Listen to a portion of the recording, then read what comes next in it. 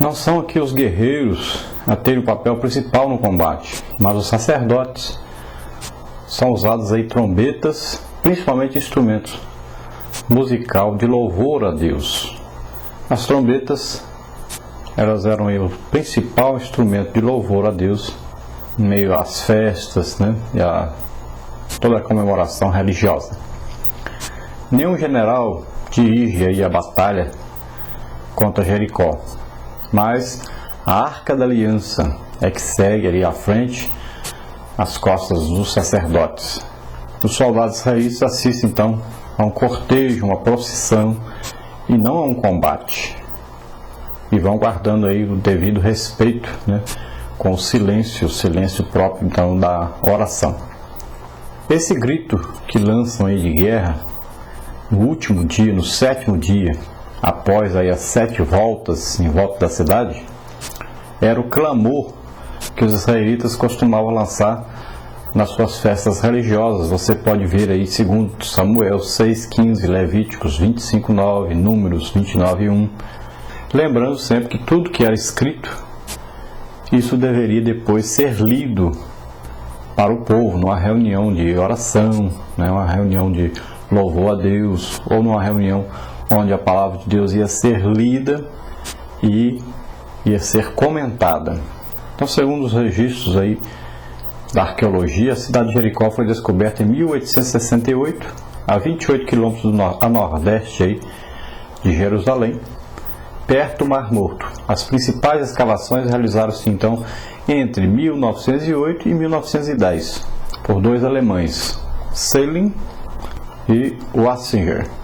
E essa cidade de Jericó, ela estava abaixo do nível do mar, mais ou menos aí 240 metros, chamada também de Cidade Lua, nome derivado provavelmente da adoração do deus Lua, que era Iari ou Ieré. Entre 1930 e 1936 houve uma segunda campanha arqueológica dirigida pelo inglês John Gaster. Finalmente, entre 1952 e 1959 houve a terceira e última campanha dirigida pela arqueóloga Kathleen Kenyon. A primeira surpresa surgiu quando se verificou que Jericó seria a cidade mais antiga do mundo, pois encontraram-se restos de uma muralha de defesa com 6 metros de largura, com outro muro aí de 2 metros de largura pelo lado de dentro e uma torre de 9 metros, ainda faltando seu topo, de onde se calcula que todo o muro tinha cerca de 9 metros de altura, com as torres mais antigas um pouco. Então dataram isso aí de cerca de 7.000 anos, embora seja um grande exagero, podemos falar aí que mais ou menos 4.000 anos tinha essa cidade. Jericó erguia-se num fértil oásis de abundantes palmeiras e tâmaras, com copiosas nascentes de água.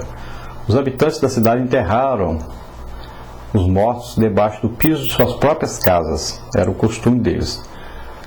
A grande descoberta também foi que não houve apenas uma Jericó, mas muitas, pois ao longo da sua história a cidade foi destruída e reconstruída numerosas vezes, devido a catástrofes, a guerras, a invasões, a conflitos, dando origem então a um total de 17 Jericós, o que mostra sua importância então estratégica. A última Jericó que os arqueólogos encontraram foi no ano de 1550 a.C. Há divergências quanto ao significado do nome de Jericó. Então pode ser cidade da lua ou lugar de perfume. Em Deuteronômio 34:3 era chamada cidade das palmeiras. Com certeza pode-se afirmar ser um dos mais antigos povoados de todo o Oriente Médio, com cerca de 8.000 anos de existência. Em várias ocasiões a cidade mudou de lugar em consequência de guerras, terremotos e outros catástrofes então, que assolaram a região. Então essa cidade cananita no Antigo Testamento estava localizada no sopé do Monte da Tentação, próximo da fonte de Eliseu, veja 2 de Reis 2, 19 a 22, e tinha certa importância em sua época, aí por volta de 3.000 anos a.C.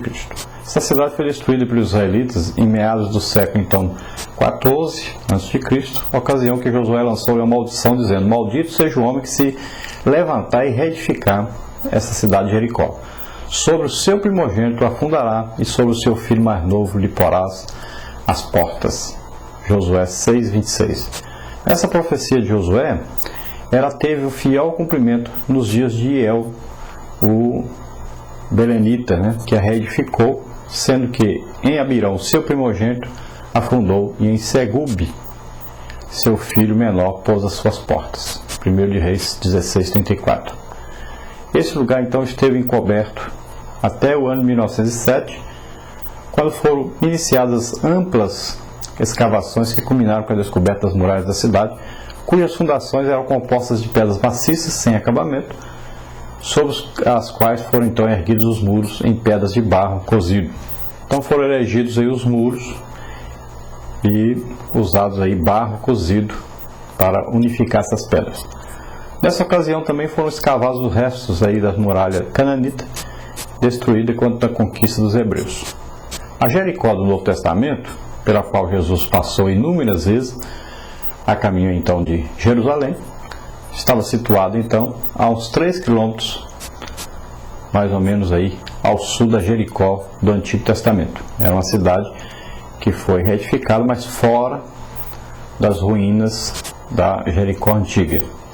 Essa cidade então, ela foi reedificada próxima à época em que Jesus nasceu e continuou crescendo até o final do século III. A partir de então, foi gradualmente desaparecendo até o século VIII, mais ou menos, quando os árabes a converteram em uma guarnição militar.